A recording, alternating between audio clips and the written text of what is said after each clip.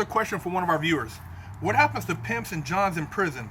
How do they rank in the hierarchy of the criminals? Are they getting their wig split like chomos, or can they pretty much move around? Well, I knew a lot of pimps in prison, and they weren't getting their wig split.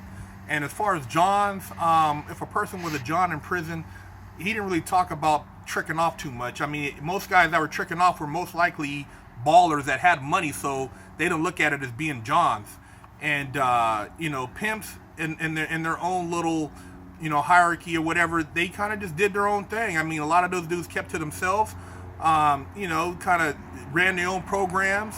A lot of them were cats that kind of had a certain viewpoint on how they looked at things, and it wasn't like anybody was pressing them. I mean, the pimps I knew were solid dudes that were about their money, and they were doing their time, and they were actually pretty cool cats. I knew a couple cats I worked out with that were pimps, and we used to chop it up, just basically on philosophy and different things as far as social issues and stuff like that. So being a pimp or being a john, it wasn't really no big issue. It's just all about that person's conversation and what kind of time they were on. And yeah, a pimp and a john, they can move around in prison. It wasn't like they were isolated to any particular area of the prison.